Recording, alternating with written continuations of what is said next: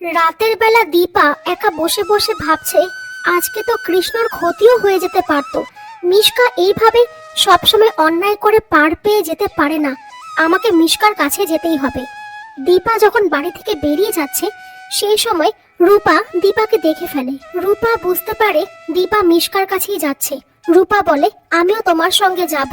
সোনা দেখতে পারে রূপা নিজের ফোনটা ফেলে চলে গেছে। এইদিকে রাত্রিবেলা কৃষ্ণ ভাবছে, রূপা তো আমাকে কোনো জবাব দিল না, সেই জন্য রূপাকে একটা ফোন করে। সোনা ফোনটা রিসিভ করে নিজের পরিচয়ও দেয়, কিন্তু কৃষ্ণ সেটা শুনতে পারে না।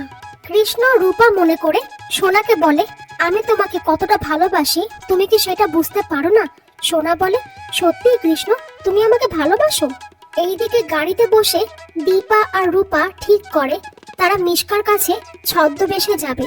অন্যদিকে মিশকার তো ভালোই মজা, কেন কি সে যে সুস্থ হয়ে গেছে সেইটা তার রিপোর্টে শো করছে। অন্যদিকে সোনার গলা শুনে কৃষ্ণ বুঝতে পারে সে একটা বড় ভুল করে ফেলেছে, সেই জন্য আবারও সোনাকে ফোন করে সে নিজের ভুলটা ঠিক করে নেওয়ার চেষ্টা করে। রূপা ও দীপা ছদ্মবেশে হসপিটালে ঢুকে যায়, কিন্তু সেখানকারই একজন নার্সের দুজনকে দেখে সন্দেহ হয়। অন্যদিকে ছোট্ট লাবণ্য শুনে ফেলে যখন সোনা কৃষ্ণকে বলছিল যে দীপা আর পাকা দিদি দুজনেই পচা আন্টিকে শাস্তি দিতে গেছে, আর সেইটাই লাবণ্য সূর্যকে বলে ফেলে। দীপা মিশকাকে বলে, তুমি কি মনে করেছো শুধু তুমি আমাদের ক্ষতি করতে পারো? একদিন তুমি আমার কাছে মৃত্যু চেয়েছিলে না, আমি আজকে তোমাকে সেই মৃত্যু দিতেই এসেছি। সূর্য অন্যদিকে জয়কে বলে, আমাদেরকে এক্ষুনি যেতে হবে।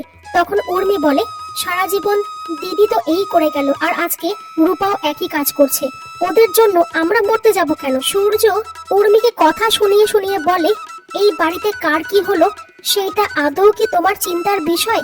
তুমি একটা স্বার্থপর মেয়ে যে শুধু নিজেকে নিয়ে চিন্তা করে। দীপা যে আমাদের ফিউচার সিকিউর করার জন্য মিশকার সঙ্গে লড়াই করতে গেছে সেটা কি তুমি বোঝো? আর যখন বোঝো না তখন চুপ করে বসে থাকো। সূর্য প্রবীরকে নিয়ে বেরিয়ে পড়ে। জয় তারপরে উর্মিকে জিজ্ঞেস করে, তুমি আমাকে যেতে দাওনি কেন? উর্মি বলে, আমার ছেলেটাকে তো ওরা কেড়েই নিয়েছে, তোমার যদি কিছু হয়ে যায় তবে ওরা আমাকে ঘাট ধাক্কা দিয়ে বাড়ি থেকে বের করে দেবে।